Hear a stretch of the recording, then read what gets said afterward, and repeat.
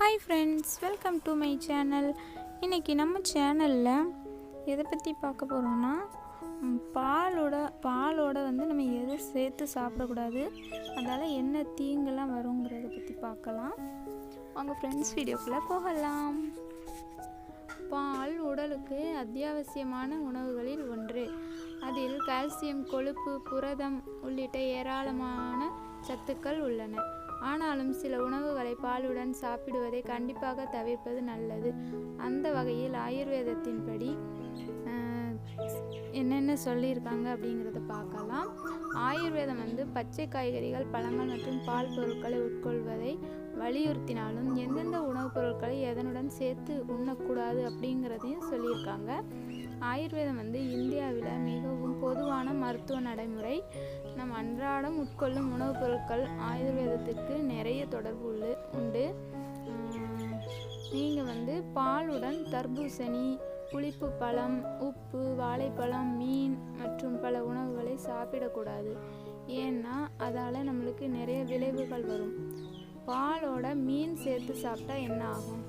பால் பொருட்கள் மற்றும் மீன்களை சமைப்பவர்களை நீங்கள் காணலாம். ஆனால் ஆயுர்வேதத்தின்படி பாலையும் மீனையும் சேர்த்து சாப்பிட்டால் அது விஷமாக கருதப்படுகிறது. இந்த கலவையானது பல தோல் பிரச்சனைகளை ஏற்படுத்தும். புளிப்பு பழம், மில்க்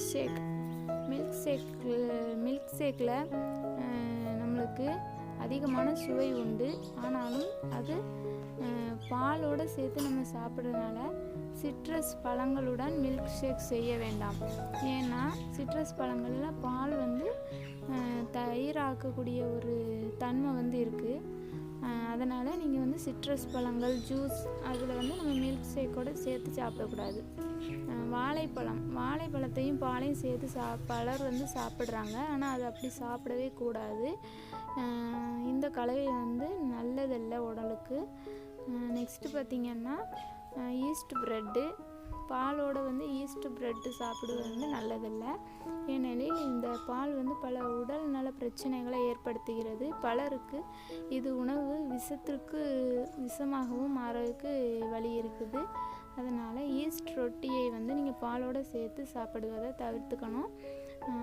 தர்பூசணியுடன் பால் சேர்த்து உட்கொள்வது முக்கியமான பிரச்சனைகளை ஏற்படுத்தும்.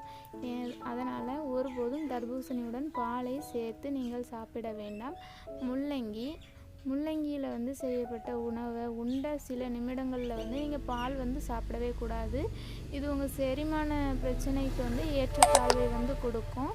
அதனால் நீங்கள் முள்ளங்கி சாப்பிட்டா ஒரு அரை மணி நேரம் கழித்து நீங்கள் பால் சாப்பிட்டுக்கோங்க. ஓகே ஃப்ரெண்ட்ஸ், இந்த பதிவு உங்களுக்கு பயனுள்ளதாக இருந்தால் நம்ம சேனலை மறக்காமல் சப்ஸ்கிரைப் பண்ணுங்கள். பாய்.